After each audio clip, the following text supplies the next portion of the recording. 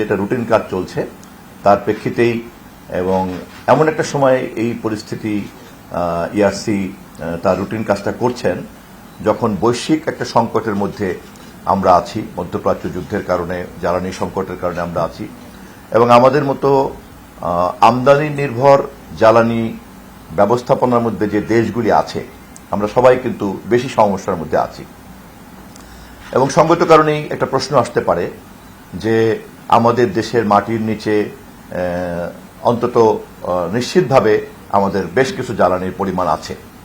সেটার পরিমাণ হয়তো অনেক বড় হতে পারে, কমও হতে পারে, কিন্তু যা ইতিমধ্যেই আবিষ্কৃত এবং যা ইতিমধ্যেই চিহ্নিত তা কেন উত্তোলন করার উদ্যোগ না নিয়ে আমদানি নির্ভর করে রাখা হলো কেন?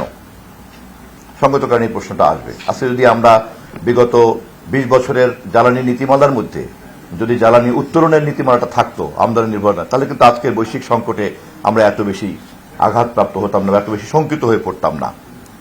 আবার আমদানি নির্ভর জ্বালানি নীতির কারণে বিদ্যুৎ এবং জ্বালানির মূল্য নির্ধারণটা কিন্তু কেবলমাত্র ভোক্তা দেশ হিসাবে বা আমদানিকারক হিসাবে আমাদের উপরও নির্ভর করে না।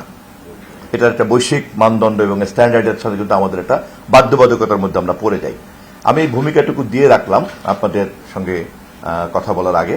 আমাদের পক্ষ থেকে আজকের এই সুনির্দিষ্ট বিষয়ে আমাদের লিখিত বক্তব্য, বিশেষ করে বিদ্যুৎ ও জ্বালানি মন্ত্রণালয়ের সঙ্গে তাদেরই বক্তব্য এটা, আমরা কেবলমাত্র তথ্য মন্ত্রণালয়ের পক্ষ থেকে উপস্থাপনার জন্য এখানে আপনাদেরকে আমন্ত্রণ জানিয়েছি।